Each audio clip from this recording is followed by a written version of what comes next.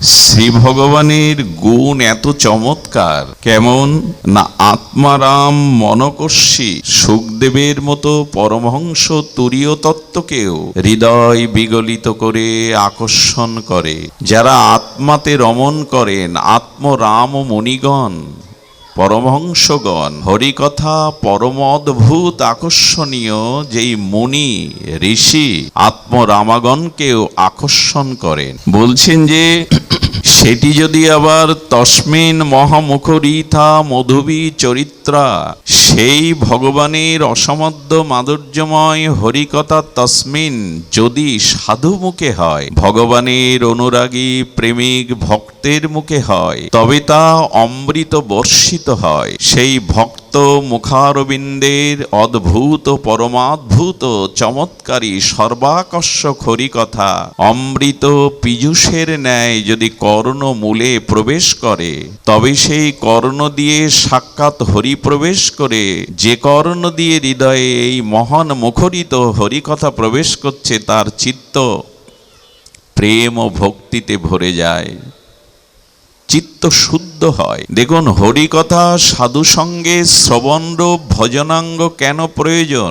আপনি কর্মী হতে পারেন, জ্ঞানী হতে পারেন, নিখিল শাস্ত্রে আপনার পাণ্ডিত্য থাকতে পারে, আপনার জ্ঞান বিজ্ঞান পাণ্ডিত্য দ্বারা আপনি সবকিছু বিকশিত করতে পারেন, কিন্তু সাধু সঙ্গে হরিকথা হরিনাম শ্রবণ কীর্তন এই ভজনাঙ্গ না করলে মন পরিষ্কার হবে না, চিত্ত শুদ্ধ হবে না। এখানে আলোর প্রকাশ ঘটেছে। যদি জ্ঞানকে আলোর সাথে তুলনা করা হয়, দীপ্ত প্রকাশ, জ্ঞান মানে আলোর প্রকাশ, যাতে অন্ধকার দূরীভূত হয়। তো এখানে 1000 পাওয়ারের বাল্ব জ্বালালেন, সেই দিব্য প্রকাশ আলোতে এখানে ধুলাবালিগুলো দেখা যাবে কিনা? কিন্তু ওই আলো প্রকাশ হয়েছে, যে আলোর প্রকাশে কিঞ্চিত বা বৃহত্তম রূপে ধুলা বালিগুলো পড়ে রয়েছে, ওগুলো কি ওই আলো পরিষ্কার করতে পারবে? আলোর প্রকাশে ধুলাবালিগুলো দেখা যাবে, কিন্তু আলোর প্রকাশে কি ধুলাবালি পরিষ্কার হয়? তদুপরি আমাদের অন্তরে জন্ম জন্মান্তরীণ দুর্বাসনা কামনা পাপ অপরাধ যা কিছু আছে, শুধু জ্ঞানের প্রকাশ হলেই হবে না, সেই সাথে সাথে শ্রবণ কীর্তন দ্বারা আমাদের হৃদয়কে পরিমার্জিত করতে হবে। সূর্যের আলোকে, দিবালোকের আলোকে ধুলা ময়লা ঘরের মাঝে দেখা যায়, কিন্তু ওকে ঝাড়ু দিয়ে পরিষ্কার করতে হবে, আলোর প্রকাশে ওটা পরিষ্কার হবে না। তেমনি জ্ঞানী হওয়া যায়, পাণ্ডিত্য অর্জন করা যায়, কিন্তু হরিকথারূপ শ্রবণাঙ্গ কর্ণ দিয়ে প্রবেশ করলে সাক্ষাৎ হরিকথায় হরি প্রকাশ করে তার হৃদয়ের এই ময়লা আবর্জনা বিধু নতি ধুয়ে দেন, মুছে দেন। এবং হরিকথা শ্রবণ ব্যতীত, সাধুসঙ্গ ব্যতীত ভগবানের স্বরূপ মহিমা প্রকাশ হবে না। তথ্যগতভাবে ভগবানের সচ্চিদানন্দ স্বরূপ জানলে হবে না, তত্ত্ব তো জানতে হবে ভক্ত চরণে বসে, ভক্ত অনুগ্রহে মহৎ কৃপায়। খুব ধ্যান দিন। ভগবান শঙ্করের মস্তকে শোভিত হচ্ছে অর্ধচন্দ্র, সুধাকর, চাঁদ। চাঁদের স্নিগ্ধ জ্যোৎস্না থেকে অমৃত খরিত হয়, সুধা খরিত হয়, এই চন্দ্রের একটি নাম সুধাকর। তো ভগবান শঙ্করের শ্রীমস্তকে এই অর্ধচন্দ্র শোভিত হচ্ছে, এই জন্য ভগবান শিবের একটি নাম চন্দ্রশেখর, যার মস্তকে চন্দ্র শোভিত হচ্ছে, এই তো। কিন্তু এই চন্দ্র কোথায় ছিল? এটি সমুদ্রে ছিল। সমুদ্র মন্থনে লক্ষ্মী উঠেছিল, সমুদ্র মন্থনে ঐরাবত উঠেছিল, বিষ উঠেছিল, অমৃত উঠেছিল, ওই সাথে চন্দ্রও উঠেছিল।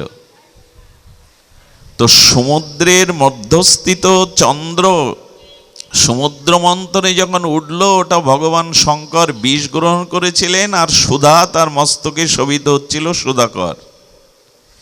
কিন্তু সমুদ্রের মধ্যে যখন ওই অর্ধচন্দ্র ছিল, সমুদ্রের মৎস্য, মিন, মাছ ওই চন্দ্র দেখে কি ভাবত? সুধাকর ভাবত? ওই মিন মাছগুলো ভাবত এও আমাদের কোনো মাছ, একটু চকচক করছে বেশি। সমুদ্রের মধ্যে যখন চন্দ্রর অবস্থিতি, তখন অন্য মাছগুলো ওর কাছে গিয়ে মনে করতো এও আমাদের মতো কোনো প্রাণী, মিন মাছ, হয়তো একটু চকচক করছে বেশি। কিন্তু ওই চন্দ্র যখন ভগবান শিবের মস্তকে শোভিত হলো, তখন ভক্তগণ এই চন্দ্রশেখর ঝুটঝুটে আশুতোষ ভগবানকে দেখে প্রসন্ন হলেন। তেমন হরিকথা শ্রবণ ব্যতীত, মহৎ কৃপা ব্যতীত ভগবানের মাধুর্যকে, সৌন্দর্যকে উপলব্ধি করা, আর এই অর্ধচন্দ্রকে সমুদ্রের তলে মাছ মাছেরই মতো মনে করত, আমাদের স্বজাতীয় কেউ, একটু চকচক করছে। যখন উপযুক্ত স্থানে চন্দ্র শোভিত হলো, তখন সেটি মহিমান্বিত হলো। আমার বলবার অভিপ্রায় হলো এই, ভগবানের যে অসমাধ্য মাধুর্য, সৌন্দর্য, সেটি একমাত্র সাধুসঙ্গ মহৎ কৃপায়, হরিকথা শ্রবণের দ্বারাই আমাদের উপলব্ধি হয় যে ভগবান কত সুন্দর, ভগবান কত পরম অদ্ভুত চমৎকার। এই উপলব্ধি সাধুসঙ্গ হরিকথা ছাড়া উপলব্ধি আসে না। হরিকথা শ্রবণে আমাদের প্রথমে একটি প্রশ্নের মীমাংসা আসে, যেটি সনাতন প্রশ্ন, শাশ্বত প্রশ্ন। এই প্রশ্নের মীমাংসা আমাদের ভাগবত শ্রবণে আছে। বেদ শাস্ত্র কহে সম্বন্ধ অভিদেহ প্রয়োজন। নিখিল বেদাদি শাস্ত্র আমাদের তিনটি তত্ত্বকে জানাচ্ছেন, সম্বন্ধ, অভিধেয়, প্রয়োজন। এই সম্বন্ধ তত্ত্ব আমাদের ভাগবতের শ্রবণের দ্বারা মহৎ কৃপা সাপেক্ষ আমাদের উপলব্ধি আসে। সম্বন্ধ মানে কে আমি?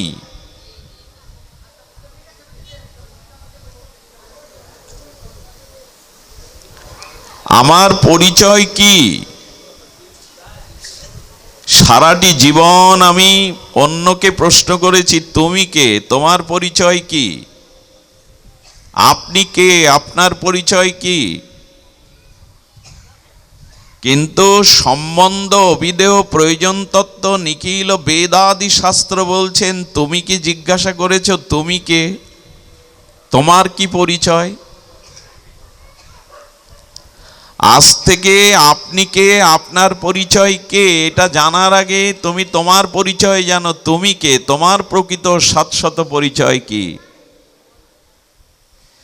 নিজেকে তত্ত্বত জানার মধ্যে দিয়েই সর্বকিছু জানা হয়, প্রাপ্তি হয়। নিজেকে না জানলে, জগৎ জানলে সে জানা জানা নয়। তো এই সম্বন্ধ তত্ত্বে আমি কে, এই শাশ্বত সনাতন সর্বজীবের অত্যান্তিক এই জিজ্ঞাসা আমি কে। আমরা কখনো কিন্তু বলি না আমি মাথা, আমি পা, আমি হাত, আমি দেহ। একথা কখনো কেউ বলে না। আমি পা, আমি মস্তক, আমি চোখ। আচ্ছা, এই মাদারীপুরে এসে কোনো গ্রামে প্রশ্ন করছেন আমি বিমল বাবুর বাড়ি যাব, বাড়িটা কোথায়? এই আগন্তুককে, পথিককে, পথচারীকে কেউ বলে দিল চিলেকোটায় কাক বসা বাড়িটাই বিমল বাবুর বাড়ি। চিলেকোটায় কাক বসে আছে, ওটাই বিমল বাবুর বাড়ি। এ পরিচয় কি যথাযথ দেয়া হলো? কেন হলো না? কাক বসা বাড়িটাই তো বিমল বাবুর বাড়ি। কিন্তু যখন কাক বসা বাড়িটাই বিমল বাবুর বাড়ি পরিচয় দিচ্ছি, কথা বলতে বলতে কাকটা উড়েও যেতে পারে, এ পরিচয় যথার্থ হয় কি? যখন আমি বলি আমি বিল্লমঙ্গল, আমি মাদারীপুরবাসী, এই পরিচয়টা কাক বসা বাড়ির মতো। এর আগে এই পরিচয় কোথায় ছিল? মৃত্যুর পরেও কি এই পরিচয় দেব আমি? আচ্ছা, আপনি এইখান থেকে অন্য দেশে চলে গেলেন, সেখানে আপনি সিটিজেন হলেন, ওইখানেই নাগরিকত্ব পেলেন, তখন পরিচয় তো ওটা দেন। আচ্ছা, যদি আগন্তুককে, পথচারীকে, সন্ধানীকে কেউ বলে বটগাছালা বাড়িটাই বিমলবাবুর বাড়ি, এটা কাক বসা বাড়ির থেকে আর একটু ভালো পরিচয়। কারণ কাক তো উড়ে যেতে পারে বাক্যালাপের মধ্যে, কিন্তু বট গাছ উড়ে যেতে। কিন্তু এই বছর দেখে গেলেন বটগাছালা বাড়িটাই বিমলবাবুর বাড়ি, পরে কোনো ঝড় এলো, বটগাছ উৎপাটিত হলো, পরের বছর গিয়ে কি বটগাছালা বাড়ি বিমলবাবুর বাড়ির পরিচয় হবে? ওটাও প্রকৃত পরিচয় নয়।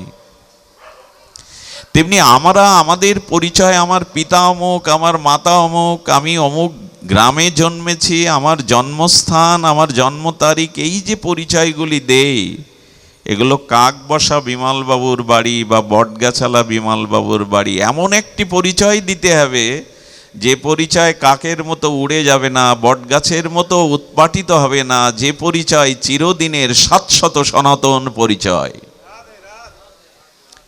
সেই পরিচয় আমার একটি আছে, আপনার আছে, কিন্তু আমরা ভুলে গেছি, আর এই ভুলে যাওয়াতেই সর্বনাশ হয়ে গেছে। আচ্ছা, পথচারী কাউকে যদি বলেন কোথায় যাচ্ছেন, বলে যদি জানি না, আপনার নাম কি তাও জানি না, তাকে কি বলবেন? সুস্থ মস্তিষ্ক সম্পন্ন ব্যক্তি। কি বলবেন তাকে? সুস্থ মস্তিষ্ক তার নয়। তেমনি আমি আমার পরিচয় যতদিন যথার্থ না দিতে পারবো, জানবো আমি যথার্থ সুস্থ মস্তিষ্কের বা সুস্থ বুদ্ধির অধিকারী মানুষ নই। এই জন্য গোস্বামীগণের আচার্যপাদ ছিল সনাতন গোস্বামী প্রশ্ন করেছিলেন শ্রীমান মহাপ্রভুর কাছে, কে আমি? উনি জানতেন না উনি কে।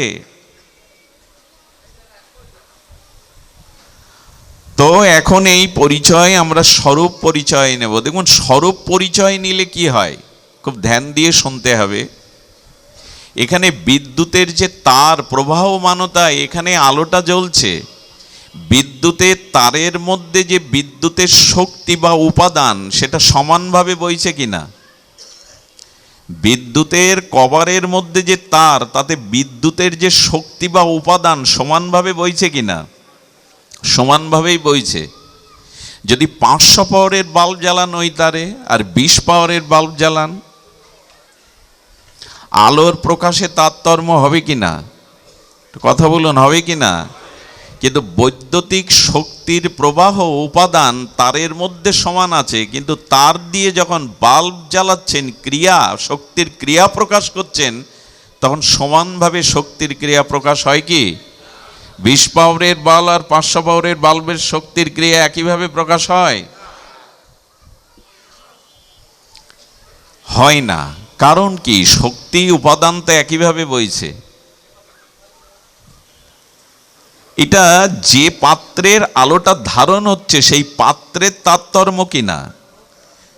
ঠিক যদি এইভাবে কথাটি নেন, খুব মনোযোগ দেন। কেন শান্ত হচ্ছেন না জানি না, এই পাশে তো অশান্ত বেশি, একটু কৃপা করুন। অনেক পথ, 5 ঘন্টার পথ, ক্লান্ত শ্রান্ত হয়ে আসা, কৃপা করুন। হরিকথা কোলাহলে হবে না।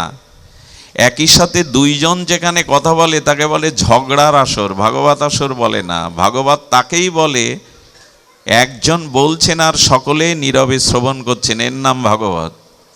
2 জন একই সাথে যেখানে কথা বলে, এটা ঝগড়ার আসর বলে। পরিবেশ পাওয়া বড় দুরূহ হয়ে গেছে। আমরা বলছিলাম স্বরূপ পরিচয়, কে আমি। তো ঈশ্বর সকলের মধ্যে, ওই বিদ্যুতের উপাদান তারের মধ্যে, প্রবাহের মধ্যে যেমন উপাদানের সমান আছে, কিন্তু বাল্ব জ্বলছে যখন, তখন সমানভাবে প্রকাশ হচ্ছে না। ঠিক তদুপরি ঈশ্বর সকলের মাঝেই সমানভাবে বিরাজ করছে। সকলের মাঝে কেন? সর্বং খলিদং ব্রহ্ম, সবখানেই ঈশ্বরের প্রকাশ সমান। একটা পিপীলিকার মধ্যে যে প্রকাশ, আমার মধ্যেও সেই প্রকাশ, সমানভাবে ঈশ্বরের শক্তি প্রকাশ। কিন্তু পাত্র বা আধারের কারণে, জয় শ্রীরাধে, মাইক ব্যবস্থা কেন এইখানে এটা দিয়ে দিন। জয় শ্রী রাধে। সব জায়গাতে এই অভিশাপ নেমে আসে। ধ্যান দিন,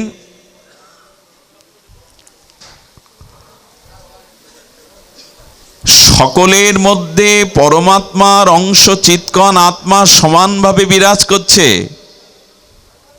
কিন্তু সকলের জ্ঞান, বিবেক, চেতনা, ঈশ্বর আনুগত্য একরকম নয়। ওই পাত্রেরই সমস্যা।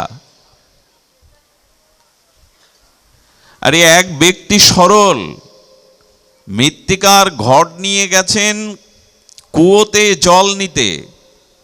এক ঘট জল নেওয়ার বলে বলছে, তুমি তো কুয়ো ক্ষুদ্রাতিশয়, তুমি এক ঘটের বেশি দেবে কি করে, আমি নদীর কাছে যাই। সেই একই ঘট নিয়ে নদীতে জল তুললে বলছেন, আরে কুয়ো যা দিল নদীও তাই দিল, তাহলে নদীর বড়ত্বের মহিমা কোথায়? বলে নদীও ক্ষুদ্র, আমি সাগরে যাই।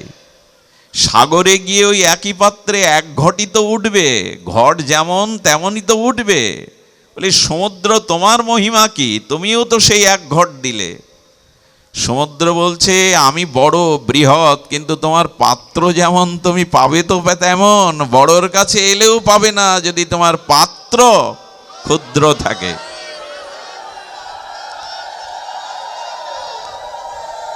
উলোধ্বনি একবার দেবে, ভালো করে শোনো, একবার, বারবার দিতে হবে না, একবার দিও।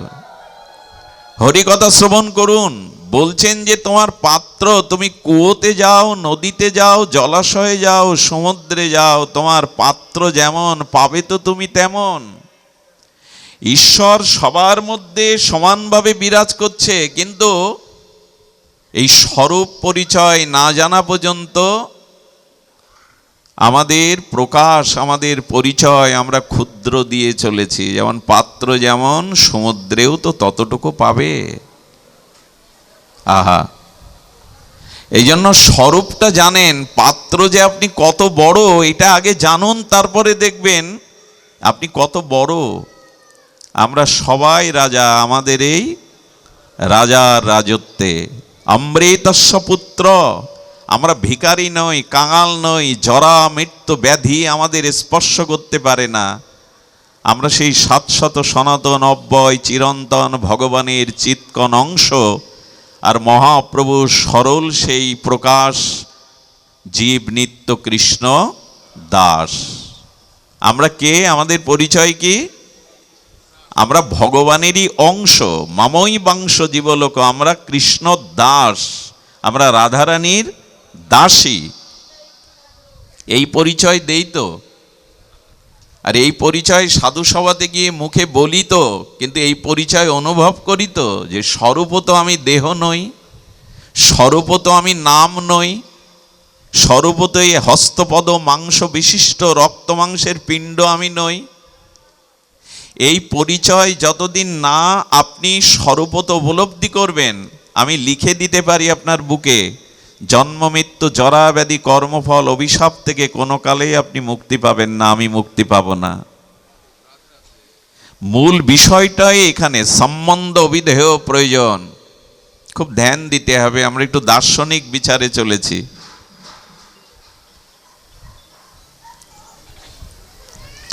এই স্বরূপ পরিচয় জানলে কি হয়? আহা, স্বরূপ পরিচয় যদি জানেন, একটা দৃষ্টান্ত দেই। আচ্ছা, আগেকার দিনে থিয়েটারে বা যাত্রা মঞ্চে ফিমেলের রোল অনেক পুরুষরাই করতো না? এখনো করে। তো একটি পুরুষ 20 বছর ধরে, 50 বছর ধরে ওই নারীর অভিনয় করছে, সেজে গুজে, আর নারীর ভূমিকায় অভিনয় করে, কখনো ভগিনী, কখনো মা, কখনো প্রেয়সী। 50 বছর ধরে যাত্রা মঞ্চে যিনি রমণী বা নারীর ভূমিকায় অভিনয় করছেন, এই 50 বছরের মধ্যে কখনো কি তার মনে হয় যে আমাকে করে কোনো পতি আনতে হবে ঘরে, কথা বলতে হবে, এরকম মনে হয় তার? কেন হয় না? সে 50 বছর ধরে নারীর ভূমিকায় অভিনয় করলেও সে জানে আমি নারী নই, আমি তার স্বরূপটা তো সে জানে। বাইরে লোককে মনোমুগ্ধ করে অভিনয় করায় বটে, সাজগোজ করে নিজেকে সিঙ্গার করে আলতা পায়ে দিয়ে নারীর ভূমিকা অভিনয় 50 বছর করে দর্শককে মাতায়, কিন্তু তার স্বরূপ জানে আমি পুরুষ, এই জন্য আমার পতির প্রয়োজন নেই। ঠিক তেমনি যিনি জেনে গেছেন আমি কৃষ্ণ দাস, তিনি আর অন্যের কিছু অপেক্ষা করেন না, অন্যের কিছু প্রয়োজন অনুভব করেন না। ভগবানের দাস আমি। আহা, কবে এই সুদিন হবে, কবে এই উপলব্ধি আসবে আমার গুরু কৃপায়, মহৎ কৃপায়। আমি এই রক্ত মাংসের শরীর নই, আমি পিতা মাতা পুত্র পরিচয় যেটা দিচ্ছি সেটা তৈরি করা, সেটি সম্বন্ধ যথার্থ নয়। আচ্ছা, এক রাজার সভাতে একজন নাট্যকর সে বিভিন্ন পাখির কণ্ঠ আয়ত্ত করে রাজাকে আনন্দ দেয়, বিভিন্ন সাজগোজ পশু পাখি প্রাণী জন্তু জানোয়ার সেজে রাজাকে চমকে দেয়, আনন্দ দেয়। রাজা একদিন বলছে, আচ্ছা তুমি বাঘের কণ্ঠস্বর অনুকরণ করে শোনাতে পারো, বা বাঘের বেশে আমার সামনে এসে আমাকে চমকে দিতে পারো? বললেন আমাকে সময় দিন। উনি 6 মাস ধরে বাঘের, আমাদের হরিদ্বারে এক সাধু ছিলেন, উনি এমন করে বাঘের কণ্ঠস্বর অনুকরণ করতে পারতেন যে জঙ্গলে গিয়ে ডাকলে অন্য বাঘও সাড়া দিত ওই ডাকের। তো উনি বাঘের সমস্ত কিছু তত্ত্ব জেনে তার কণ্ঠস্বর অনুকরণ করে বাঘের বেশ ধরে একদিন রাজসভার মধ্যে এসে উপস্থিত এবং হুঙ্কার দিয়েছে। আচ্ছা, মন্ত্রী পরিষদ বা অন্যান্য যারা ছিল রাজার, তারা সব ওই বাঘ দেখে আর হুঙ্কার দেখে দৌড়ে পালিয়েছে। রাজা পালায়নি কেন? রাজা পালায়নি কেন? রাজা জানে যে ওকে বাঘ রূপে এসে আমাকে একটু চমৎকারিত দেখানোর কথা। ও জানে ও আসলে বাঘ সেজেছে, কিন্তু বাঘ হুঙ্কার বাঘের মতো, কিন্তু ও বাঘ নয়। অন্যরা পালালো কারণ ওর স্বরূপ পরিচয় জানে না। তেমনি আপনি যদি সকলের স্বরূপ পরিচয় জেনে যান, কারো দ্বারা আপনার ভয় ক্ষতির সম্ভাবনা নেই, কারণ তখন আপনি দেখবেন সবার মধ্যে ভগবান বিরাজ করছে। আপনি যেমন কাউকে তখন আর উদ্বিগ্ন দিতে পারবেন না, অন্যের থেকেও আপনি উদ্বিগ্ন হবেন না। এটাই সুস্থ থাকার, শান্তিতে থাকার উপায়। স্বরূপ জেনে গেলে আর আপনার সমস্যা নাই। আজকে মানুষ, এটা মনে গতকাল রাতেই নাসার চন্দ্র অভিযান জয় করে এলো মনে হয় পৃথিবীতে, চাঁদের অপর পৃষ্ঠও দেখে এলো। তো মানুষ চন্দ্র জয় করছে, মঙ্গল গ্রহ বসবাসের চিন্তা করছে, সমুদ্রের তলদেশে কি কি খনিজ সম্পদ আছে, মণিরত্ন, তাও জানছে। তথ্য প্রযুক্তির চরম উৎকর্ষতায় মানুষের অজ্ঞাত এখন কিছুই নাই।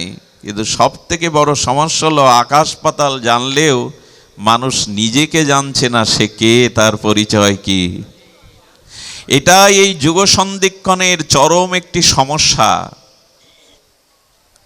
নিজেকে না জানা, সম্বন্ধ তত্ত্বটা না জানা। বেদ শাস্ত্রে কহে সম্বন্ধ বিদেহ প্রয়োজন।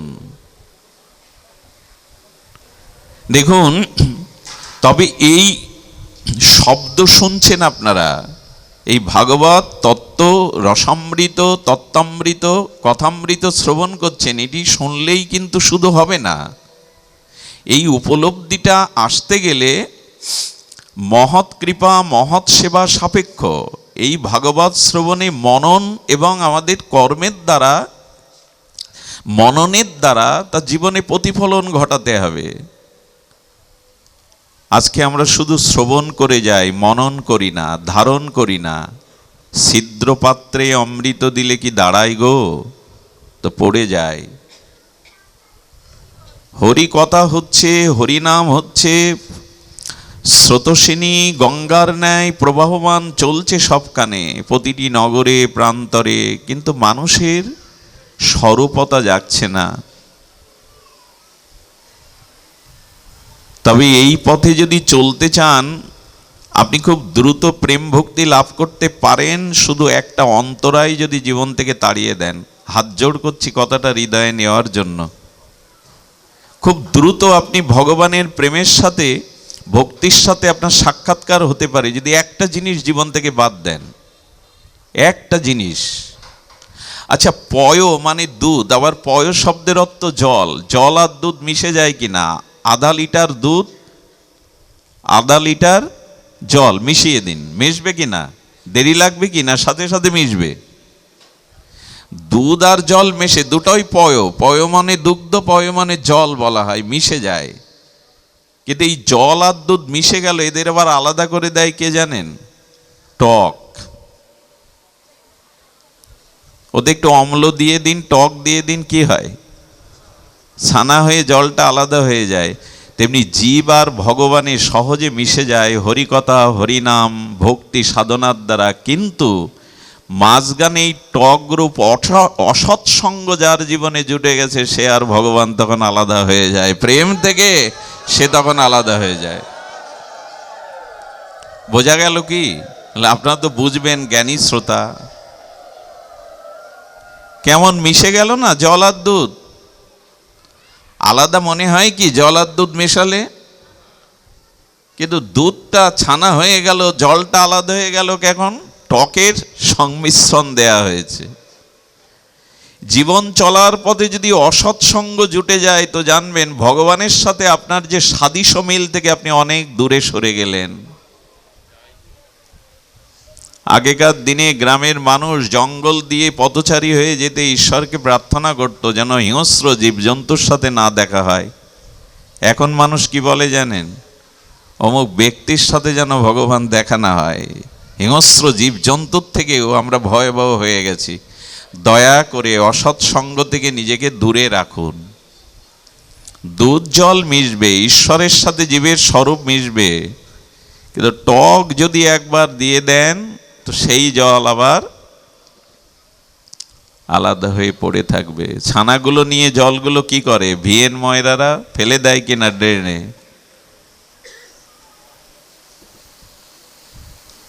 অসৎ সঙ্গ ত্যাগ এই বৈষ্ণব আচার। এটা আচারের মধ্যে আচার্যগণ রেখে গেছেন। আপনি যদি বৈষ্ণব হতে চান, বৈষ্ণব বলতে শুধু তিলকমালা বুঝবেন না, আসলে বৈষ্ণব সকলেই। বিষ্ণু থেকে যারা এসেছে সকলেই বৈষ্ণব। আপামর জগতে সকলেই বৈষ্ণব। আর মহাপ্রভু তো বলেছিলেন, একবার যার জিহ্বায় কৃষ্ণ নাম উচ্চারণ হয়েছে সেই বৈষ্ণব।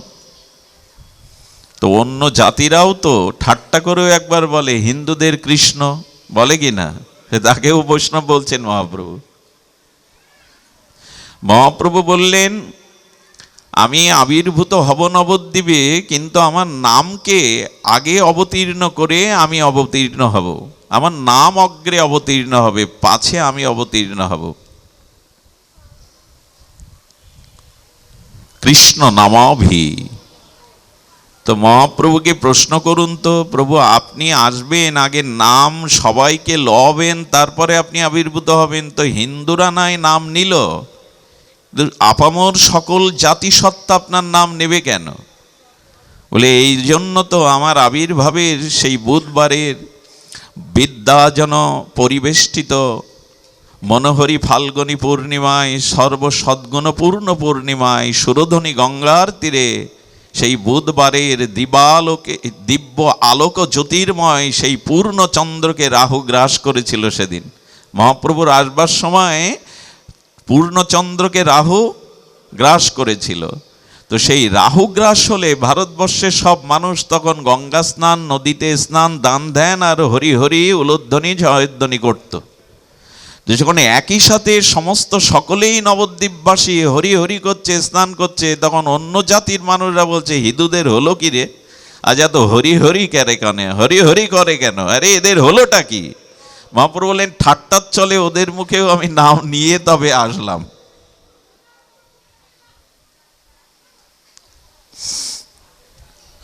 এই জন্য ভগবানের নাম, ভগবানের গুণগাথা, দীক্ষা, মন্ত্র ইত্যাদি আমরা যা পেয়েছি, তুলসী তত্ত্ব, ভাগবত তত্ত্ব, প্রসাদ তত্ত্ব, বৈষ্ণব তত্ত্ব, ভগবানের সাথে প্রেম ভক্তির পথে বাধা ছিল না যদি অসৎসঙ্গ আমাদের মাঝখানে এসে হাজির না হতো। অসৎসঙ্গ ত্যাগ এই বৈষ্ণব আচার। বৈষ্ণবের আচার কোনটা? অসৎসঙ্গ ত্যাগ। আচ্ছা, অসৎ তো অনেকগুলি, তার মধ্যে প্রথম এবং দ্বিতীয় অর্থাৎ শ্রেষ্ঠ সদ্দার অসৎ কোন দুটি? অসতের সংখ্যা তো অসংখ্য। এই জগৎ অসৎময় হয়ে গেছে, পরিবেশ কামময় হয়ে গেছে, দূষিত হয়ে গেছে। সতের সন্ধান এখন খুব কম মেলে। পৃথিবীর বাতাবরণ এমন দূষিত হয়ে গেছে, আজকে যে শিশুটি জন্মাচ্ছে তাকে এই কামময় বাতাস আক্রান্ত করে ফেলছে। এত ভারী হয়ে গেছে এই কামনাময় বাতাস, বাসনাময় বাতাস। তো বলছেন যে অসতের মধ্যে দুটি প্রধান, আর সেই দুটি বলছে কৃষ্ণ বিমুখ যিনি তার সঙ্গ করা, আর যিনি ভগবত বিমুখ ভোগাক্রান্ত বিষয় আসক্তিপ্রবণ রমণীর। এখানে পুরুষ এবং রমণী দুটোই ধরতে হবে। বৈদিক সাক্ষী করে, ব্রাহ্মণ সাক্ষী করে, দ্বিজ ব্রাহ্মণ বৈদিক মন্ত্রোচ্চারণ করে যে স্ত্রীকে পেয়েছি, তা বাদে যদি অন্য নারীতে আসক্তি আসে বা অন্য নারীর যদি পরপুরুষে আসক্তি আসে, এই পুরুষ বা নারীর অন্যতে বিপরীতে আসক্তি এবং কৃষ্ণ বিমুখ জনের সঙ্গ, ভগবত ভজনবিহীন ব্যক্তির সঙ্গ, এই হলো অসতের দুই সর্দার। অন্য অসৎগুলো ক্ষুদ্র, তার হাত থেকে রক্ষা পাওয়া যায়, কিন্তু এই দুটি অসৎ যার জীবনে জুটে গেছে, পরিণাম ধ্বংস, স্খলন, পতন ছাড়া তার ভাগ্যে অন্য কিছু লেখা হবে না। অসৎ সঙ্গ ত্যাগ এই বৈষ্ণব আচার। স্ত্রী সঙ্গ এক, অসাধু কৃষ্ণ সঙ্গ আর। যিনি ভগবতমুখী নন, যিনি কৃষ্ণমুখী নন, যিনি ভজবান বিমুখ, যিনি সাধুগুরু বৈষ্ণবে বিমুখ, এদের সঙ্গ করবেন না। মাঝে মাঝে ট্রাকের পিছনে খুব ভালো ভালো কথা লেখা থাকে। ট্রাকের পিছনে কি বলে? ট্রাক বলে তো 100 হাত। ওই কথা আমি যখন দেখি তখন মনে পড়ে, ওই বাণীটা এইখানে খাটাই, এদের থেকে 100 হাত না 1000 হাত দূরে থাকুন। আচ্ছা, একটি পাত্রে ভরা জলের উপরে 1 বিন্দুর সরিষার তেল ফেললেন, কি হয়? বিস্তার লাভ করি কিনা চারিদিকে? তো আপনার অনেক সদ্গুণ আছে, পিতামাতা, পরিবেশ, শিক্ষা দীক্ষা আছে, কিন্তু অসৎসঙ্গ 1 বিন্দু যদি পড়েও আপনার উপর প্রভাব বিস্তার করবে। এই জন্য দয়া করে অসৎসঙ্গ ত্যাগ করব কি করে? অসৎ তো কানের মধ্যে দিয়ে হৃদয়ে ঢুকায় রাত দিন।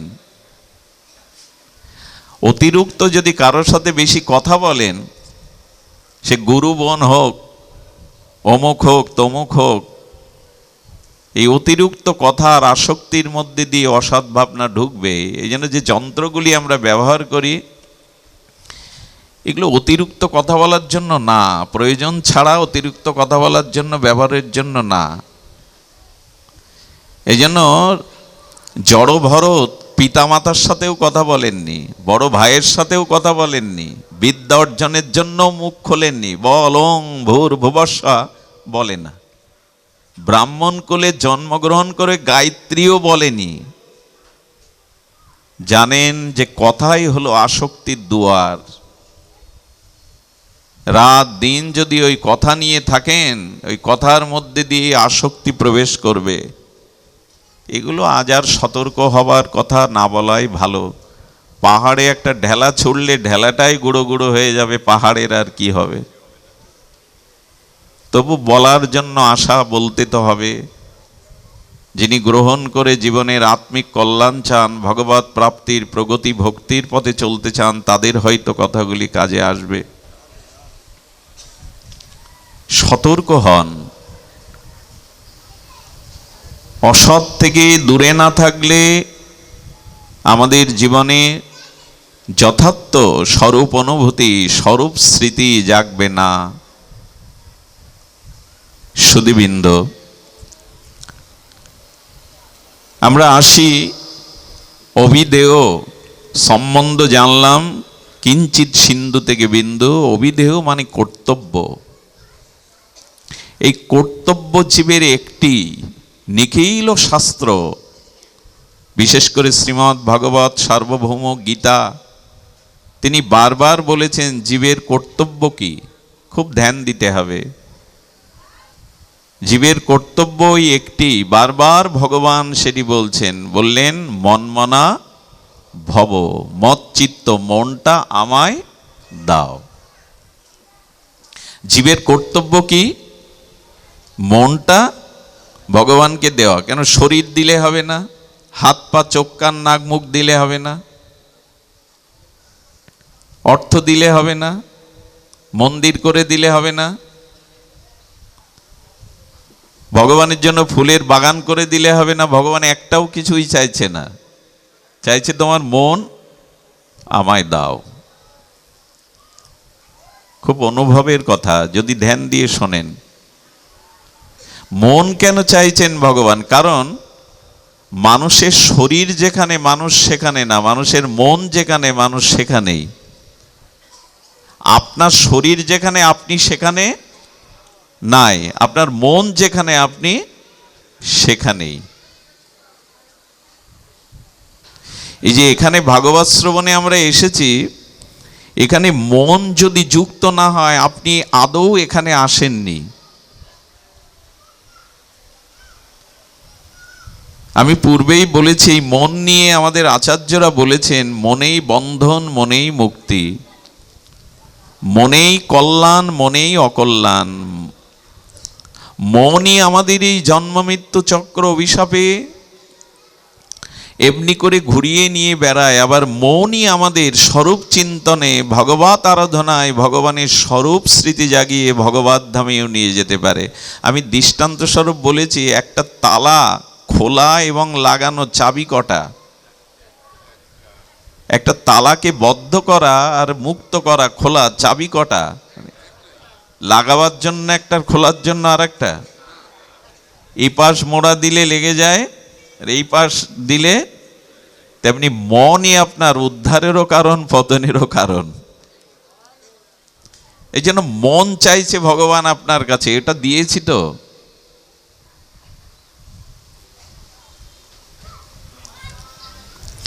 এইখানটাই সম্বন্ধ অভিধেয়ের কর্তব্য কি? অভিধেয় মানে কর্তব্য। কর্তব্যটা কি? ভগবানের মনটা দেওয়া। এখন অর্জুনকে ভগবান যখন এই মন চেয়েছেন, মৎচিত্ত মদগত প্রাণা বহুবার বলছেন, অর্জুন তখন মুখ খুলেছে। আর অর্জুনের কথাগুলো মনে হয় আপনার আমারই কথা। অর্জুন বলছে, ভগবান মন তোমায় দিতে বলছো, মন কি আমার হাতে? মন কি আমার হাতের ম যে তোমাকে দিলাম? বারবার মন দিতে বলছে, আরে মন আমাতে নাই, মন তোমাকে কি করে দেব? প্রশ্নটা তো আমাদেরও। মন তো তাতে যেতে চায় না। অর্জুন অবশ্য সুন্দর একটা কথা বলেছেন, আমাদের আচার্যগণ বলছেন, সুন্দরবনের একটা চঞ্চল বানর আপনি এখানে মাদারীপুরে বসে বলছেন আমাকে যে ওই বনের বানর আপনাকে দান করলাম। হয় কি? দান হয়? সেটা গ্রহণ হয়? অর্জুন বলছেন, আমার মনটা বানরের মতো চঞ্চল, বিষয়ে ঘুরে বেড়ায়, তো তোমাকে দিলাম মন, এ বললেই কি মন দেওয়া হয়? ভগবান এই উত্তর শুনে কিছুটা নীরব হয়ে গেছেন। সত্যিই তো, জন্ম জন্মান্তরের মন আমার নিয়ন্ত্রণে নাই, মন আমার বশে নাই, তো বনের বানর আমি দান করব কি করে অন্যকে? আমি দান করলাম বটে, কিন্তু সে পাবে কি?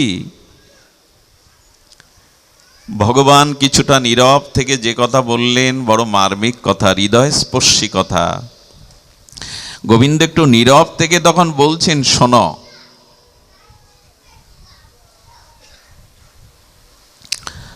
তুমি যখন খুব শিশু ছিলে তখন তোমার মন নামক এই তত্ত্বটি, বস্তুটি কাকে দিয়েছিলে?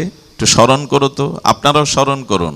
খেলনাগুলিকে না, অনেক রকম খেলনা পিতামাতা কিনে দিত না আত্মীয়জন, খেলনাগুলিতে তুমি মন দিয়েছিলে কিনা? অর্জুন বলে হ্যাঁ দেই কিনা, আমরাও দিয়েছি কিনা। পুতুল খেলাতে বরবধূ সাজাতাম, ঘর রচনা করতাম, চড়ুই ভাতি করতাম। ওই খেলনাগুলো এত প্রিয় ছিল, ওকে এত মন দিয়ে বসেছিলাম যে ঘুমাবার সময় ওটা বুকে করেও ঘুমিয়েছি।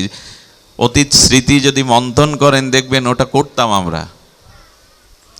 আচ্ছা অর্জুন, খেলনাকে যখন মন দিলে, একটু যখন বড় হলে, প্রাক প্রাথমিক স্কুলে গেলে, তখন মনটা কোথায় দিয়েছিলে? খেলনাকে? বলো না, স্কুলে খেলনা নিয়ে যেতাম না, তখন আমার খেলার সাথী যারা ছিল, ওই ছোট ছোট বাচ্চারা, সহপাঠী বা বই পুস্তক, এদের মন দিয়েছিলাম।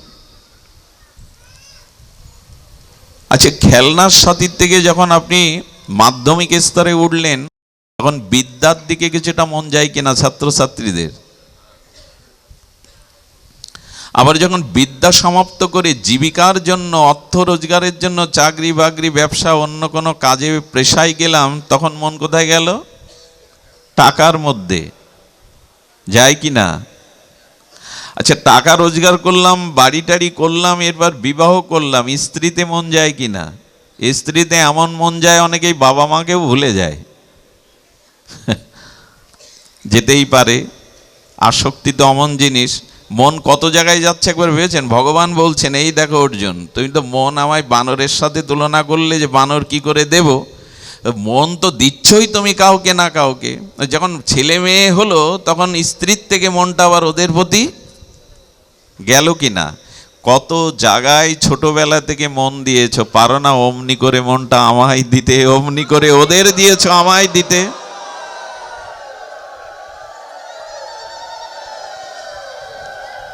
আমায় আপনারা একটু বলুন, কেন পাচ্ছি না?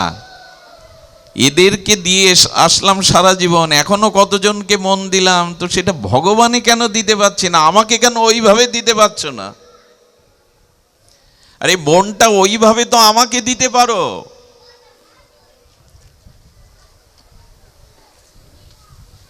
আহা, ভাগবতে কেন আসবেন জানেন? এই ভাগবতই একমাত্র পরিমণ্ডল যেখানে মন অন্যদিকে আপনি চাইলেও নিয়ে যেতে পারবেন না। ভগবানের কথার মধ্যে বর্ষির মতো মন এমন আটকে যায়। এইখানে কিন্তু এটা নাচ নেই, গান নেই, মিউজিক নেই, অন্য কোনো বিষয় নেই, কথার দিকেই। আর হরি কথাই তো হরি, এই জন্য মনটা খুব দ্রুত ভগবানে চলে যেতে পারে সাধুমুখে হরি কথায়, খুব দ্রুত। ভগবান বললেন, মনটা অমনি করে আমায় দাও। আর একটি কথা তোমায় বলি, এই জগতে যে বস্তুর মধ্যে তুমি সুখ খুঁজে পাও, মনটা তাড়াতাড়ি সেখানেই দাও তুমি। আবার বলি কথাটি, যেখানে এই জগতের কোনো বস্তু, ব্যক্তি, পরিস্থিতিতে আমরা সুখ দেখি বা সুখ পাই, মনটা সেখানে যায় কি না? কিন্তু সুখের বস্তু কোনটা আমায় একটু বলুন। এই জগতে কোনো ব্যক্তি, বস্তুতে সুখ, অখণ্ড সুখ আছে? আমাকে বলুন। আচ্ছা, ধন থাকলে সুখ হবে, গাড়ি থাকলে সুখ হবে, রূপ থাকলে সুখ হবে, এগুলো মিথ্যা প্রমাণ হয় কি না? আপনাদের চারিপাশে তাকিয়ে দেখুন। তার মানে যেখানে সুখ মানুষ পায় বা সুখের অনুভূতি আছে, মনটা ওখানে স্বাভাবিক চলে যায়, যায় কি না? তো ভগবান বলছেন, কৃষ্ণ বিনা সুখ দিতে নাহি অন্যজন। শাস্ত্র কি বলছেন? সূর্য ছাড়া যেমন আলোর অন্য কোনো উৎস নেই, তেমন সমস্ত আনন্দ, সমস্ত সুখের উৎসই হলো ভগবান। সচ্চিদানন্দ ঘন পূর্ণ ব্রহ্ম আনন্দ ঘন ভগবান, তার থেকেই সমস্ত সুখের সম্ভার। সেইটি হরিকথা মহৎ কৃপায়, শ্রীগুরু কৃপায় যদি সাধনার দ্বারা জানতে পারেন, ভগবানই একমাত্র সুখের আধার, আশ্রয়, নিকেতন। যেখানে সুখ সেখানে আপনার মন স্বাভাবিক চলে যাবে। ভগবান যে সুখময়, আনন্দময়, প্রেমময়, এটি সাধুগণের কৃপাতে, মহৎ কৃপাতে যদি জানতে পারেন, তখন মন ভগবানে আটকে যাবেই, অন্যদিকে যেতে চাইবে না। এটি কিন্তু খুব প্রসিদ্ধ কথা। টাকায় সুখ মনে করি, তাই টাকায় মন চলে যায়। সুন্দরী রমণীতে সুখ পাবো বলেই তো মনটা ওদিকে চলে যায়। তো যেখানে সুখের আধার, আশ্রয়, এটি জানলেই যদি মন চলে যায়, তবে যাদের প্রকৃত তত্ত্ব জেনেছে যে একমাত্র আনন্দ ভগবানেই আছে, তাদের মন সেই ভগবত বা ভগবত ভজনেই আবিষ্ট হবেই।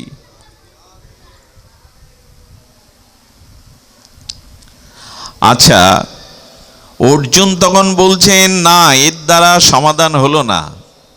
আমরা সংসারী মানুষ, আমরাও যদি ভগবানকে বলি, ভগবান তুমি সুখময় বস্তু, আনন্দময় বস্তু, প্রেমময় বস্তু, আস্বাদনময় বস্তু, এটা শাস্ত্রের পাতায় লিপিবদ্ধ আছে, কিন্তু মন তো যেতে চাই না, এখন উপায় বলো, কি করে যাবে? গোবিন্দ তখন বলছেন, অভ্যাসেন তু কন্তেয়, অভ্যাস করো। দেখুন, সংসারী জীবের জন্য এত এত উপদেশ দিয়েছেন গীতাতে ভগবান, সাধু মহাত্মাদের জন্য অত দেননি, কারণ সমস্যা তো আমরাই পড়ে আছি। যারা সংসারী তাদের জন্য ভগবান অনেক অনেক বেশি উপদেশ দিয়েছেন। এবার বললেন মন দেওয়ার অভ্যাস করো। অভ্যাস কিন্তু আপনাকে বারবার সেই পথে চালিত করে। ভোরে বা ব্রাহ্ম মুহূর্তে নিদ্রাভঙ্গ যাদের হয়, বহু রাত্রি জাগরণ করলেও দেখবেন ঘুম ভেঙে যাবে, অভ্যাস আপনাকে ঘুম ভাঙিয়ে দেবে। ব্রজবাসী মায়েরা নূপুর পায়ে দেয়, তাদের চলাটাই যেন নৃত্য, আর তাদের মুখের কথাই যেন সঙ্গীত। আমার ভাগ্য হয়েছে অনেকবার দেখার যে ব্রজমায়েরা যমুনা থেকে, জলাধার থেকে জল নিয়ে 2-3টে জলের পাত্র মাথার উপরে সাজিয়ে সাজিয়ে কোমরে হাত দিয়ে হাঁটে। সে দৃশ্য দেখলে আপনার চোখ স্থির হয়ে যাবে। আচ্ছা, আমাদের মাদের মেয়েদের 3টে কলস বা ঘোড়া ওইভাবে দিয়ে হাত না ধরে চলতে বলুন তো, পারবে কি? কারণ কি, ব্রজবাসী মায়েদের জন্ম থেকেই ওদের ওই দূর থেকে জল আনতে হয়, ওই ঘোড়ায় ঘোড়ায় করে অভ্যাস হয়ে গেছে। গোবিন্দ বলছেন মন আমাতে আসতে চায় না, ঠিক আছে, বিষয় বৃত্ত প্রবৃত্তিতে তোমার মন নিবিষ্ট হয়ে আছে, তুমি অভ্যাস করো। সেই অভ্যাসটাও করছি তো। ত্রিসন্ধ্যা মুক্ত গেহিনী, গীতার দিব্য নামাবলিতে কি বলি? গঙ্গা, গীতা, সাবিত্রী, সীতা বলি কিনা? ওদের একটা শব্দ আছে দেখবেন, ত্রিসন্ধ্যা। কোনো সনাতনী হিন্দু যদি ত্রিসন্ধ্যা আহ্নিক না করে, গুরুমন্ত্র জপাদি না করে, তার হিন্দুত্ব খারিজ হয়ে যায়। কোনো অপবিদ্ধারী ব্রাহ্মণ যদি ত্রিসন্ধ্যা গায়ত্রী মন্ত্র জপ না করে, ভগবান বলছেন তার ব্রাহ্মণত্ব খারিজ হয়ে যায়। বেদ ভগবান বলছেন ব্রাহ্মণত্ব চলে যায়। এখানে কটা হিন্দু আছে আমরা গুরুমন্ত্র নিয়েছি, কি হরিনাম কৃপা পেয়েছি, ত্রিসন্ধ্যা আমরা আহ্নিক করি? আচ্ছা, ত্রিসন্ধ্যা বা 3 বেলা ভোজন করি তো, খাই তো, এতে ভুল হয়?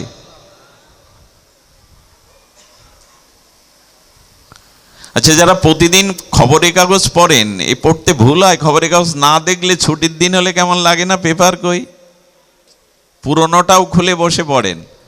তা আপনি প্রতিদিন পেপার পড়েন, আমার আপত্তি নেই, কিন্তু 5 মিনিট গীতার একটা শ্লোক পড়েন কি? এই অভ্যাস গড়ে তুলেছেন? আচ্ছা, যারা চা খান, এই গরমেও লেবু চা, চা তো চাই, চা তো তাকে পান করতে হয়। চা যে আমি দিনবেলা 3 কাপ চা পাই, একবারও মনে হয়েছে যে মার কাছে বলি, মা একটু রাধা মাধবের চরণামৃত দাও সকালবেলা? এই অভ্যাস করেছি। আচ্ছা, আপনি কাজ শেষে, অফিস শেষে, দোকানদারি করে বাড়ি এসে রিমোটের চ্যানেল কতটা? 200-র উপরে। রিমোট তো হাতে থাকলে টিপতেই হয়। রিমোট আপনি 108 বার কি 200 বার টিপেন, কিন্তু জপের মালাটা একবার 108টা বার টিপেন কি? কতগুলো হালকা কথা। কিন্তু গোবিন্দ বলছেন মন আমাতে যাতে আসে, তার অভ্যাসটা তো গড়ে তোলো। মন তোমাতে যায় না বলেই অজুহাত দেখিয়ে যাচ্ছ, কিন্তু মনটা দেওয়ার অভ্যাসটা তো করবে তুমি। আচ্ছা, মাটির কলসিটা একটা পাথরের ওপরে যদি বহু বছর ধরে ধরে মা বোনরা রাখে, পাথরটা কি হয়? মাটির কলসিতে পাথর ক্ষয়ে যায়। অভ্যাস বা নিত্য নৈমিত্তিক অভ্যাস এমন একটা জিনিস, এই জন্য আমাদের ঋষিরা বলে গিয়েছিলেন সন্ধ্যা গায়ত্রী এগুলো করবে।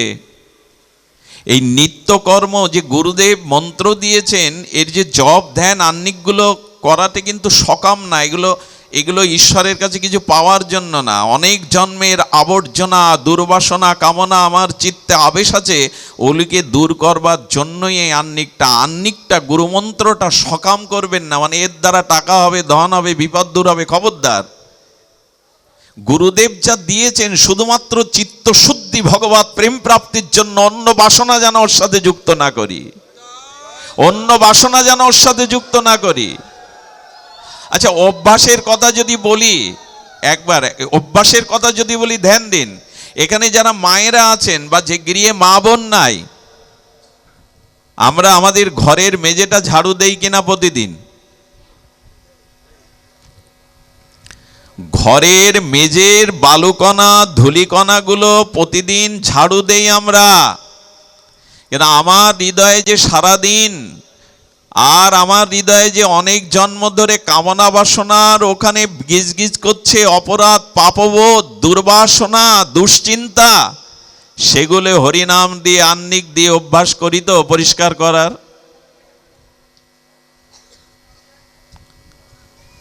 ঠাকুর রামকৃষ্ণ বলেছিলেন, ওরে থালা বাসনে যা আহার করিস তাও তো প্রতিদিন মাজিস, থালা বাসনগুলো মাজতে হয় কিনা? তো অর্জন করি কি আমরা? সেই অভ্যাসটা কি গড়ে তুলেছি যে ভোরবেলা গুরুমন্ত্রটা, সন্ধ্যাবেলা গুরুমন্ত্রটা একটু জপ করে নি? কিছু অপরাধ নেবেন না, দোকানদারি তো ওরাও করে, বড় বড় মার্কেটের শিল্পপতিও ওরা শাটার টেনে গিয়ে পাশে মসজিদে নামাজ পড়ে আসে, এটা দেখেন না? তা আপনি দোকানে বসে 5 মিনিট একটু সময়টা একটু মন্ত্রটা জপ করতে পারবেন না? অর্জুন তখন একটু মুখটা অপ্রসন্ন করে বললেন, তুমি বলছো জনার্দন ঠিক, কিন্তু অভ্যাস করার মতো আমার মানসিক ইচ্ছা নেই, এর পরে কিছু থাকলে বলো। আমাদের অনেকের শুনে যাচ্ছি, কাল থেকে কিন্তু করবো এরকম নয়। ভাগবত শুনে যদি একটা মানুষও বদলাতো, এক এক আসরে এক একটা মানুষ যদি চরিত্রবান ভজন পরায়ণ হতো, চেহারা বদলে যেত। জয় শ্রী রাধে।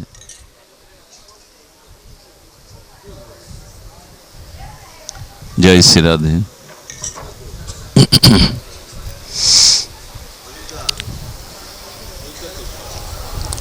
কি হবে? জয় শ্রী রাধে। কি হয় বুঝি না, আসলে এটা হওয়ার কারণ আছে। পাঠকের যদি কোনো অপরাধ থাকে তবে পাঠে বিঘ্ন হয়, এটা আপনাদের বা যন্ত্রের দোষ না। পাঠকের যদি ভজনে কোনো অপরাধ থাকে তাহলে পাঠে বিঘ্ন হয়, এটা দোষ আমারই, অন্যের নয়। সুধীজন, এই জন্য অর্জুন বলছেন, অভ্যাসে যদি অসমর্থ হই পরের উপায় আছে। কি অদ্ভুত একটি কথা বলেছেন এখানে, দাদা শ্রদ্ধা একটু ভালো করে দেখবেন, এই কথাগুলি ওখানে আছে। ভগবান সংসারী জীবকে তার করার জন্য কত কত উপদেশ দিচ্ছেন। বললেন, এক কাজ করো, অভ্যাস যদি তুমি না গড়ে তুলতে পারো, কর্ম তো তোমাকে করতে হয়। কর্ম মানে স্নান তো করতে হয়, আহার তো মুখে দিতে হয়, কথা তো বলতে হয়, পা দিয়ে তো চলতে হয়, চোখ দিয়ে তো দেখতে হয়, হয় কি না? অর্থাৎ ইন্দ্রিয় দিয়ে যে ক্রিয়া সম্পন্ন হয় তার নাম কর্ম। গোবিন্দ বলছেন, অভ্যাস তোমার, অভ্যাস যোগটা তোমার আয়ত্তে নাই, অনুশীলনে নাই, কিন্তু কর্মটা তো ছোটবেলা থেকে করে আসছো। দেখা, শোনা, খাওয়া, চলা, বলা, এগুলো করি কিনা আমরা? আমরা তো জড়ো না, পাথর না। গোবিন্দ বলছেন কি, ওই কর্ম যে করছো, ওই কর্মটা আমাকে সমর্পণ করে করো। আহা, আহারটা সামনে নিয়েছেন, মুখে তুলতে হয় কিনা মা? তো গোবিন্দ বলছেন, যৎ করসি যজ্জোহসি যদন্নাসি যদাসি যৎ তপস্যসি কন্তেও তৎকুরুষ মদর্পণম। যৎ করসি যদন্নাসি যজ্জোহসি দদাসি যৎ তপস্যসি কন্তেও তৎকুরুষ মদর্পণম। ভগবান বললেন, কর্ম তো করছো, কিন্তু কর্মটা আমাকে সমর্পণ করে, এটা সম্ভব কিনা? এর পরেও অজুহাত খাড়া করব যে সম্ভব না, মন তোমায় দেওয়া। অন্নটা মুখে দিচ্ছেন, একটু তাকে বলে দিলে কি হয়? অত মন্ত্র যদি নাও জানেন, প্রসাদে গোবিন্দে নাম ব্রহ্মণির দরকার নেই, প্রভু তুমি গ্রহণ করো, এইটুকু তুমি গ্রহণ করো। অত আপনাকে এতৎ সম্প্রদান না, এতৎ দধিপতায় এইসব না যদি বলতে পারেন, প্রভু গ্রহণ করো, এইটুকু অন্ন মুখে তুলে দেওয়ার আগে বলি না, এর থেকে অকৃতজ্ঞ আর কে থাকতে পারে জগতে? তার বস্তু, তার দ্রব্য গ্রহণ করছেন। আচ্ছা, তাকে কেন দিতে হয়? কারণ আমরা যে পরিপাক করে যে বস্তু, অন্ন, সবজি, ডাল, রুটি পাই, এগুলো যদি ওই যেভাবে পাই ওইভাবেই উদরে থেকে যেত, বাঁচতাম কি আমরা? ভগবানের মহিমা দেখুন, কেন তাকে নিবেদন করবেন না? ভগবান বলছেন, যে খাদ্য সিদ্ধ করে পরিপাক করে তুমি পাও, ওই খাদ্যটা ওইভাবেই পাকস্থলিতে থাকলে তুমি বাঁচতে না। আমি বৈষ্ণরূপ অগ্নিরূপে ওই খাদ্যটা আবার ওখানে হজম করিয়ে, সিদ্ধ করিয়ে, অসার পদার্থটা মলমূত্র দিয়ে বহির্গমন করিয়ে তোমার মধ্যে রস, রক্ত, অস্থি, মার্জা, শুক্র, সপ্তধাতু দিয়ে শরীরটাকে গঠন করি। অর্থাৎ ওই খাদ্য ভগবান বৈষ্ণর অগ্নিরূপে আবার হজম করি আমার শরীরটাকে সপ্তধাতু দিয়ে পুষ্ট করেন। এতটুকু কৃতজ্ঞ নেই যে ভেতরে অগ্নিরূপে তিনিই আমার এই পরিক্রিয়া করছেন, তাকে দেওয়া উচিত?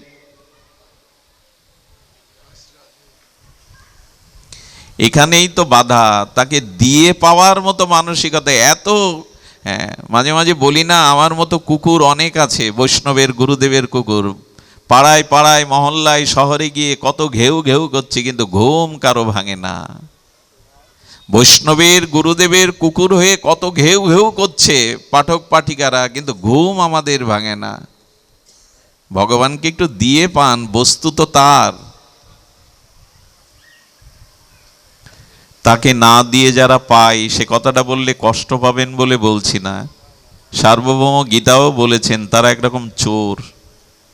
এক গোপী গোবিন্দের, আজকে গোপালকে, লালাকে, নন্দলালাকে বোকা বানাবে বলে ঘরে কোনো দধি ভাণ্ড মাখন রাখেননি, সরিয়ে রেখেছেন যে গোপালকে একটু ব্যাকুপ, একটু ওই চতুর গোপালকে একটু বোকা বানাবো। গোপাল না পেয়ে যখন চলে যাচ্ছে, ব্রজবাসী বলছে, কিরে লালা, কিরে নন্দের বেটা, চোর কোথাকার, পেলি না তো? চুরি করতে এসে কিছু পেলি না তো? গোবিন্দ পিছনে ফিরে তর্জনী অর্জন করে সিংহ গর্জনে বললেন, যে ঘরে আমার জন্য কোনো উপাচার থাকে না, যে ঘরে আমাকে না দিয়ে যারা পারাই, তারাই চোর, আমি নয়, তোমরাই চোর। আর শুনে রাখো, যে ঘরে আমার উপচার নেই, আমাকে না দিয়ে পাই, ওই ঘরে আমি আগুন লাগাবো। সেই আগুনে ঘর পুড়বে না, ঘরের মধ্যে যারা ওরাও পুড়বে। গোবিন্দ কারো ঘরে আগুন দেন? বললেন, আমাকে যারা না দিয়ে আত্মসত্ত্ব পরিপূরণ করে, আত্মেন্দ্রিয় প্রীতিবাঞ্ছাতে ভোগ করে, তাদের ঘরে অশান্তির আগুনে ঘরও জ্বলবে। একটা জিনিস বলি, বাইরের সুখ সুখ না, জগৎ জোড়া আপনার সুনাম, জগতে আপনার মহিমা বিজ্ঞাপন, খবরের কাগজে, মিডিয়ায় প্রচার হয়, আপনি কত বড় সুখী মানুষ। বাইরের সুখ যার, সে সুখী না, ঘরে যে সুখী সেই প্রকৃত সুখী। এত বড় বিশ্বজোড়া নাম, ঘরে গিয়ে দেখলেন ছেলেটা ড্রাগ আসক্ত হয়ে পড়ে আছে, এই সুখ কি প্রয়োজন আপনার? বাইরের সুখ। তো ঘরে সুখ, সমৃদ্ধি, শান্তি, অভাব থাকলেও হবে যদি ওখানে ভগবানকে উপচার দেওয়ার, তাকে দিয়ে পাওয়ার অভ্যাস থাকে। সুধীজন, এই জন্য ভাগবত শুনে ওই যে কর্ম সমর্পণ, গোবিন্দ বলেছেন, ভোজনটাও ভজনায়, 32টা দাঁত আর 16 নাম 32 অক্ষর, প্রতিটা গ্রাসে ভগবানের নাম যারা নেয়, খেতে তো হয়, চিবাতে তো হয়, ওর মধ্যে ভগবানের নাম দিয়ে দিন। গোবিন্দ বলছেন, ওতেও মন আমাতে চলে যাবে। আচ্ছা, সকালে ঘুম ভাঙে কিনা আমাদের? চোখ মেলতে হয় কিনা? তা আপনি যদি চোখ মেলে দেখেন, আমি রাধারানীর চরণটাই প্রভাতে চক্ষুন মিলন করে মনে মনে আগে দেখে তবে বউ, ছেলে মেয়ে, স্ত্রী পুত্র, ঘর বাড়ি দেখবো, এই অভ্যাসটা যদি কাল থেকে করেন, চোখ তো মেলতে হয় সকালে। রাধারানীর চরণ দোকানা দেখে বা গৌর চরণ দেখেই আমি চোখ খোলা অভ্যাস করব। আবার যখন ঘুমাবো, তখন রাধারানীর সেই সৌন্দর্য মণ্ডিত চরণ দোকানার ছায়াতেই আমি খবরদার কেউ আবার রাধারানীর চরণে ঘুমাবেন না, তাহলে ওনাকে সারা রাত দাঁড়িয়ে থাকতে হবে, ওনার চরণ ছায়াতে মাথাটা রেখে ঘুমাবেন। ঘুম যদি না ভাঙে তবে জানবেন রাধারানী আপনাকে চরণে নিয়ে নিয়েছে। এই অভ্যাসটা তো জাগা এবং নিদ্রার সময় করতে পারেন, এটা কি খুব কঠিন? গোবিন্দ বলছেন কর্মটা আমাকে দাও না, যে কর্মই করছো তা আমাকে সম্প্রদান করো, তাহলে বিষ অমৃত হয়ে যাবে, অভিশাপ বর হয়ে আসবে ফিরে। মীরাবাইয়ের বিষ অমৃত হয়, ভগবান শঙ্করের বিষ কণ্ঠে গিয়ে নীলকণ্ঠ হয়, উপাধি হয় তার নামের, কিন্তু তিনি যন্ত্রণা পান না, মৃত্যুবরণ করেন না। প্রহ্লাদের বিষও অমৃত হয়, অগ্নিও শীতল হয়, ভগবানকে যারা স্মরণ করে নিবেদন করে প্রত্যেকটি কর্ম করে। এই জন্য তো আমাদের মন্ত্রে বলা আছে ওই যে মাধব মাধব বাচি, মাধব মাধব সর্বকার্যেষু মাধবম, সব কাজই মাধবকে অর্পণ করে করো। অর্জুন তখন বলছে এটাও স্মরণে থাকবে না, আর কোনো উপায় আছে? এটাও ঠিক ঠিক স্মরণে থাকবে না, আর কোনো উপায়? আর কত নামবেন ভগবান, আর কত কৃপা করবার জন্য মনটা তাকে দেওয়ার জন্য। আর একটা উপায় আছে। আচ্ছা, যে কর্ম আমাকে সম্প্রদান যদি না করতে পারো, এক কাজ করো, যে কর্ম করছো সেই কর্মের ফল আমাকে সমর্পণ করো। কর্ম করছো তুমি, কর্মে স্মরণ করতে পারছো না, কিন্তু কর্মের ফলের আশাটা না করে ফলটা আমায় সমর্পণ করে দাও। যদি তা দিতে পারো তবেই আমি গ্রহণ করব, আমি তোমাকে গ্রহণ করব। যদি কর্মফল আমাকে দাও তাহলে শোনো, কর্মফল তোমাকে ভুগতে হবে না। সুধীবৃন্দ, এই কর্মফল আশা না করে ওটাও ভগবানকে দিয়ে দিন। সুখ দুঃখ যা কিছু তা যদি ভগবানের কৃপা মনে করে সমর্পণ করতে পারেন, তখনই ভগবত কৃপা বা ভগবানের কৃপা এইটা আপনার উপলব্ধিতে আসবে, তার আগে আসবে না। আবার বলি, যখনই সুখ বা দুঃখ, অনুকূল বা পরিস্থিতি আপনি ভগবানের দেওয়া আশীর্বাদ বা ভগবানের দেওয়া করুণা কৃপা উপলব্ধি হবে, তখনই কৃপা আপনি বুঝবেন। তা নাহলে ভালোগুলো ভগবানের কৃপা, আর যা আমার প্রতিকূল তা ভগবান আমার দিকে চাইল না, এই বাণী বুলিয়ে আওড়াতে হবে সারা জীবন। সর্ব অবস্থা সর্ব পরিস্থিতিতেই যখন মনে হবে এটা ভগবানের আমার প্রতি কৃপা, তখনই আপনি কৃপা শব্দটা যথাযথ বুঝবেন। আপনার অনুকূল পরিস্থিতিতে মনে করলেন ভগবানের কৃপা, ছেলেটা ডাক্তারি চান্স পেল, এবছর ব্যবসায় লাভ হলো, এটা গোবিন্দের রাধারানীর কৃপা। আর লস হলো, ক্ষতি হলো, চান্স পেল না, চাকরি পেল না, এটা ভগবানের কৃপা না। এই যারা অনুকূল প্রতিকূল পরিস্থিতিতে মনে করে কৃপা শব্দটা, তারা আজও এখনো বোঝে নি। আরে আমাদের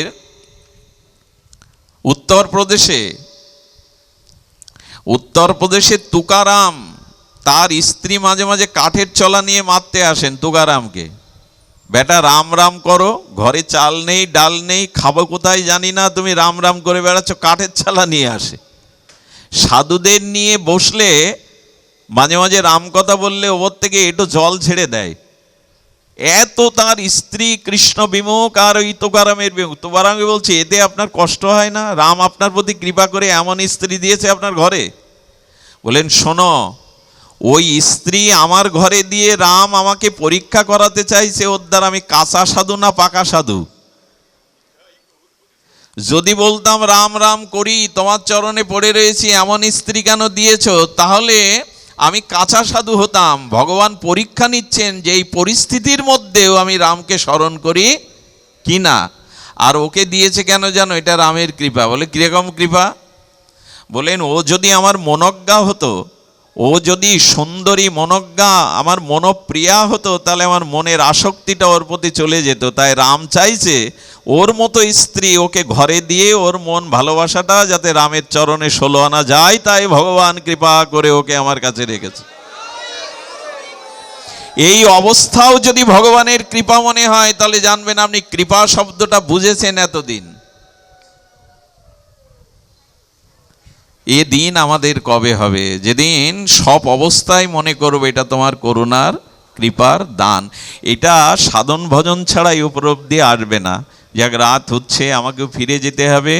সর্বশেষে বলি, মন যদি ভগবানকে কর্মসমর্পণের দ্বারা এবং কর্মফল গোবিন্দকে অর্পণের দ্বারা, যদি এই হরিকথা শ্রবণ কীর্তনের দ্বারা বা পূর্বরাগ হরিকথা শুনতে শুনতে হরিচরণে, হরির রূপে, হরির গুণে আপনার মন অদ্ভুত এই মহিমায় প্রাণ চলে যায়, তখন মন ভগবানকে দেওয়াতেই কি হবে জানেন?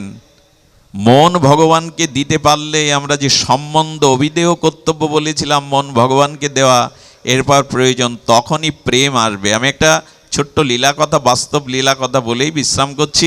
সম্বন্ধটা বলা হলো, অভিদেয়টা কিঞ্চিত বলা হলো, সিন্ধু থেকে বিন্দু। এবার প্রয়োজন হলো প্রেম। মন যদি ভগবানকে আপনি অর্পণ করতে পারেন, প্রেম যাবে কি করে শুনুন। চন্দ্রার উপাখ্যান আমি কখনো পাঠে এটা বলিনি, কেন জানি না হঠাৎ স্মরণে এলো। চন্দ্রা নামক মথুরায় ব্রাহ্মণপল্লীতে একটি মেয়ে ছিল, কিশোরী। খুব ধ্যান দিয়ে শুনুন। তো চন্দ্রা ব্রজগোপিকারা মাঝে মাঝে ব্রাহ্মণপল্লীতে দুগ্ধ ঘৃত এই বৈদিক উপাচারের বস্তুগুলো বিকিকিনি করতে আসতো। আর ওদের মুখে ব্রাহ্মণপদ্মীরা কৃষ্ণের অপরূপ রূপমাধুর্য, কৃষ্ণের অপূর্ব লীলা মাধুর্য, বেণুমাধুর্য এগুলো শ্রবণ করতে করতে এই চন্দ্রার মন গোবিন্দে এত আবিষ্ট হয়ে গেল, রাত দিন শুধু গোবিন্দের রূপ ও চিন্তা, লীলা চিন্তা এগুলি করতে লাগলো। একটু ধ্যান দিন। বারবার ওই রূপ মন থেকে সরাতে পারে না, বারবার ওই রূপ ও মাধুর্য, ওই বেণু মাধুর্য, ওই লীলা মাধুর্য তাকে যেন অজানা আকর্ষণে টেনে নিয়ে ব্রজের যমুনার ধারে, ব্রজের বনসভার মধ্যে, নন্দভবনে বারবার টেনে নিয়ে যায়। মন কিন্তু চলে গেছে, রাত দিন ওই ভাবনা। আমি আগেও বলেছি, 12 বছর মাথা খোটার পরে, দেবদেবীর কাছে প্রার্থনার পরে, আর অনেক মানা চেনার পরে চোখের জলে কোনো মা যদি 12 বছর পর সন্তান সম্ভবা হয়, ওই সন্তান শশীকলার ন্যায় 2-3 বছর ধরে যদি প্রতিপালন করে, কালের করাল আঘাতে যদি ওই সন্তান মার কোল থেকে কাল এসে নিয়ে যায়, ওই মাটা যেমন 1 সপ্তাহ কি 1 মাস ওর চোখের সামনে জগৎময় তার গোপালের মুখটা, গোপালের চরণটা, আদো আদো বলিটা ছাড়া তার মুখে কেউ দুধ দিলে গাল শিবে পড়ে যায়, 1 বালতি জল ঢেলে দিলে শুকিয়ে যায় তপ্ত করতাপের মতো, তার বসন ঠিক থাকে না, আহার নেই, নিদ্রা নেই, রাত দিন যেমন ওই হারানো গোপালকে সে খুঁজে বেড়ায়। ওই বুঝি গোপাল এলো, ওই বুঝি মা বলে ডাকলো, ছোট্ট দুটো বাহু পাশে বুঝি গলা জড়িয়ে ধরলো, তার ছোট ছোট চরণ দোখানা মনে পড়ে। ঠিক ভগবানকে যারা অনুরাগ দিয়ে রাত্র দিন তার নাম রূপ লীলা চিন্তা করে, ওই সন্তানারা মার যেমন কিছুদিন ধরে তার আবেশ থাকে সন্তানে, ভক্তেরও ভগবানের রাত্রি দিন ওই আবেশ থাকে তার লীলার মধ্যে। এই চন্দ্রার ওই জাতীয় আবেশ এলো, রাত নেই, দিন নেই, রাত 3টের সময় ঘর খুলে বেরিয়ে গেছে আবেশে। কোথায় পড়বে, কোথায় যাবে ঠিক নেই। কিন্তু একটা কথা বলি, ব্রজের পথে যারা ওঠে, ব্রজের পথ ব্রজেন্দ্র নন্দনী চিনিয়ে দেন। এই জন্য বিল্বমঙ্গল ঠাকুরের এই সঙ্গীতটি প্রসিদ্ধ, আমার হাত ধরে তুমি নিয়ে চলো সখা, আমি যে পথ চিনি না। হাত তিনিই ধরবেন, ব্রজের পথ তিনিই দেখাবেন। চন্দ্রা এইভাবে আবেশে ব্রজে যখন গেল, গিয়ে কি দেখলো জানেন? এত আবেশ, নিত্যলীলা প্রকট হয়ে গেছে তার সামনে। আজও তো সেই চিন্ময় ভগবানের সন্দিনী শক্তির আধার বৃন্দাবন প্রকট আছে, আমাদের দৃষ্টি নাই বলে দেখি না। আজও সেই বৃন্দাবনে প্রকট প্রেমিক ভক্তরা দেখতে পায়। উনি দেখলেন ব্রজসুন্দরীগণ মাথুর বিরহে তাদের চোখের জলে কেউ মূর্ছিত, কেউ হাহাকার করছে, কেউ বা মথুরার পানে তাকিয়ে তাদের প্রাণের স্পন্দনকে বারবার স্মরণ করছে। গাভীগুলো মুখে ঘাস কিন্তু গলৎকরণ করে চিবাচ্ছে না, মথুরার পানে চেয়ে আছে। সুখসারী তাদের সুরসঙ্গীত ভুলে গিয়ে চোখের জল ফেলছে। গাভীর বাছুরগুলো হাম্বা হাম্বা রবে যেন তাদের প্রাণসখা গোবিন্দকেই ডাকছে। সখাগণ মথুরার পানে তাকিয়ে যেন কি অপেক্ষা করছে, কবে ফিরবে আমাদের রাখাল রাজা।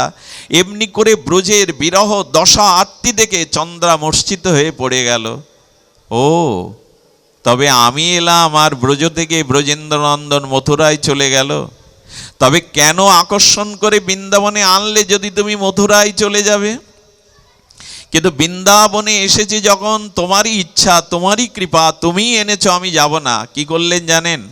নন্দ মন্দিরে গিয়ে নন্দ বাবার সেবা করতে লাগলেন, যশোদা মায়ের সেবা করতে লাগলেন, ব্রজ সুন্দরী শোক সন্তপ্ত এদেরকে সান্ত্বনা দিতে লাগলেন, এদের সমস্ত কাজ করে দিতেন। নন্দালয়ে তিনি ঝাড়ু দিতেন, দুগ্ধ দহন করতেন। এই করতে করতে করতে করতে চন্দ্রার প্রেম ভক্তি প্রগাঢ় হয়ে গেল। ব্রজবাসীদের কৃপাতে সঙ্গ করতে করতে, সেবা করতে করতে তার দেহ মন গোবিন্দের প্রেম পূর্ণ রসসিক্ত হয়ে গেল। কি পেল জানেন চন্দ্রা? আহা, চন্দ্রা কি পেল জানেন? চন্দ্রা পেল সেই কুরুক্ষেত্রে সূর্যগ্রহণে যখন দ্বারকাবাসী এবং বৃন্দাবনবাসী মিলিত হলো, তখন গোবিন্দ মা যশোদার সাথে তাঁবুতে দেখা করতে আসছেন। মা যশোদার কাছে দেখা করতে এসেই চারিদিকে গোবিন্দ খুঁজছেন, কি যেন চোখে কাকে চাইছেন। কানাই, কাকে খুঁজছিস? বলো, চন্দ্রা কোথায় মা? চন্দ্রা কোথায়? চন্দ্রাকে তো দেখছি না মা। মা যশোদার সাথে সাথে চন্দ্রাকে গোবিন্দ খুঁজছে। এই দেখুন, মন প্রাণ তাকে দিয়ে যদি এই দেহ মন একটু সেবায় আসে। চন্দ্রা এর আগে গোবিন্দকে কখনো দেখেনি। ব্রজবাসীদের সেবায় অনুরাগে আজ গোবিন্দ উল্টে তাকে খুঁজছেন। ভগবানকে আপনি কি খুঁজবেন? হৃদয়ে যদি প্রেম থাকে ভগবান আপনাকে খুঁজবেন। ফুলের মধ্যে মধু সঞ্চিত হলে ভ্রমরকে নিমন্ত্রণ করতে হয় না, মৌমাছিকে আমন্ত্রণ জানাতে হয় না, তারাই আসে। যার হৃদয়ে প্রেম আছে গোবিন্দ তার পেছনেই ঘুরে বেড়ায়, তার পেছনেই তো তিনি ঘুরে বেড়ান। চন্দ্রা কোথায়? চন্দ্রা শুনলেন তার প্রাণনাথ, তার প্রাণবধূ মায়ের সাথে সাক্ষাতে এসছে। চন্দ্রা বাহির দুয়ারে দাঁড়ালেন। যেই গোবিন্দ এলেন, হাতের কিছু ফুল চোখের জল মিশ্রিত করে গোবিন্দ চরণে দিয়ে যেই মাথাটা গোবিন্দের চরণে রাখলেন, চন্দ্রা চিরদিনের মতো নিত্যলীলাতে গোবিন্দের চরণে লীন হয়ে সরবধামে চলে গেলেন। সরবধামেই গেলেন। যদি মন ভগবানে যায়, ভক্তগণের সেবায় আপনার ধর্ম হয়, একদিন দেখবেন আপনাকে খোঁজা লাগবে না, গোবিন্দই আপনাকে খুঁজে নিয়ে তার সরবধামে ফিরিয়ে নিয়ে যাবেন। আজ এইটুকুই। আপনাদের সবার কল্যাণ এবং মঙ্গল প্রার্থনা করে আজকের হরিকথার এখানে বিশ্রাম।